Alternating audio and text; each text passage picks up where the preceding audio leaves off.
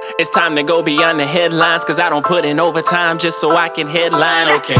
Now it's Fox Sports, I'm live with Renee. Going hard every day, sports rapping every play. Different segments for your favorites, coming at you daily with positive vibes, yeah, we some game changers. Basketball, football, soccer, with different interviews, you never know who may pop up. Listen, only on Beyond the Headlines, this is Beyond the Headlines.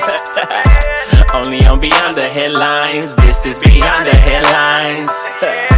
Only on Beyond the Headlines, this is Beyond the Headlines with Renee Washington. All right, you know what time it is. Time to recap Week 5 from the NFL. Whew. Well, of course, another exciting week for me. Let me just get my team out the way. The Eagles 31-6. The only thing I'm mad about is I let the Jets score 6 points on us. But a great win at home Sunday. I loved it. Of course, the Cowboys lost yet again. So for the second straight week in a row, I'm a happy camper. But getting into some other results from across the league. The Broncos with their first win of the season. Melvin Gordon held to just 12 carries and 31 yards and 12 carries. No touchdowns. Of course, there weren't a lot of touchdowns for the Chargers in this loss. Then the Packers. We had Aaron Jones, 4 rushing touchdowns. He seemed all but unstoppable in that game. The Cowboys' comeback fell short as they dropped another loss. I love it. All right, back to business. And then head coach Jay Gruden is out. Adios, Jay. The Redskins with another loss to the Patriots. No surprise there that they lost that. And no surprise that the Redskins organization has decided to move on and make some changes, starting with Jay Gruden. After that 33-7 loss, the Ravens win by 3 in overtime over Pittsburgh. That was an incredible game. A lot closer than I anticipated. The Chiefs are undefeated no more as the Colts hand them their first loss of the season.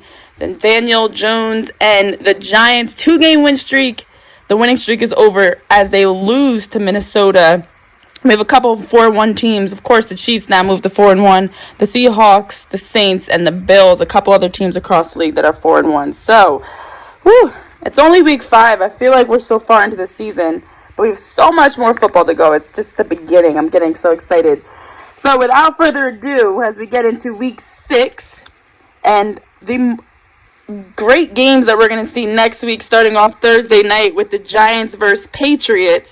We've got to get into our fantasy football. Will Morgan, once again, each week he's always bringing you his pick of the week for fantasy football players to keep an eye out for.